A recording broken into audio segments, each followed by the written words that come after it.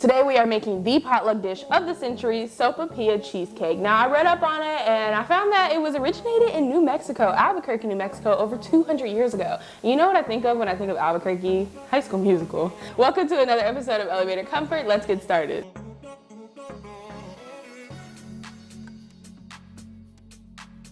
After you have your oven preheated to 350 degrees Fahrenheit or 175 degrees Celsius, we're gonna start on our cheesecake filling. I'm using my whisk attachment on my mixer. I just really like that airiness of when I use my whisk for a Sopapilla cheesecake. First, we're gonna add in our cream cheese, your granulated sugar, and lastly, your vanilla extract. And then you know what's next. We're gonna go ahead and whip it until smooth. All right, so now it should be the consistency of probably like buttercream frosting, I would say. Just nice, smooth, and whipped. I'm gonna give it a taste. I could just eat it like this. This is so good. So moving on, set your filling aside and we'll move on to the next step. So now I'm gonna take my softened butter and grease my 9x13 baking dish. If you want thicker pieces, cheesecake, you can use a smaller dish, or you can double the recipe. If you use half the recipe, you can use a smaller dish. If you want thinner, you can use a bigger dish. It's all up to you.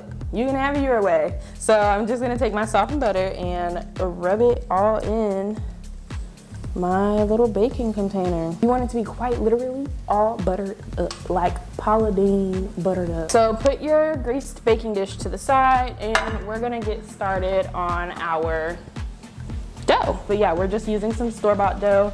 If you're fancy out there and want to make your own dough, there are plenty of recipes out there, but I am a full-time college student with a full-time job, so I will not be doing that. Now just take your dough, pop it on your surface, and then just unroll it. All right, so I'm just trying to squeeze these little perforations together. Pinch, pinch, pinch, pinch, pinch, pinch, pinch, pinch, pinch. Now I'm just gonna take my rolling pin and gently just roll it out a little bit. So once you have your bottom layer rolled out, take your greased dish, and we're going to pop it inside. Yeah, you just want to make sure that these perforations are nice and tight and sealed. So I have my top layer rolled out now and it is time to fill it. Oh my goodness, this stuff is so good. Just dropping it all in. And scrape the bowl. You want to get every last bit. We don't want to waste any of this. Now just top it off with the rest of your dough. All right, and then just take your melted butter and pour it on top.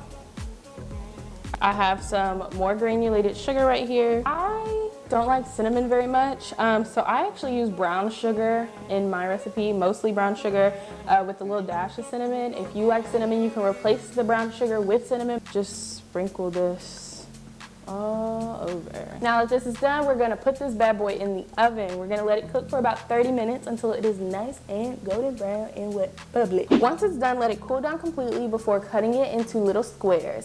I like to top mine off with some honey, but that's completely optional. I just think it tastes so amazing, like eating fresh sopapillas. I'm Taylor Rankin, and thanks so much for watching. See you next time.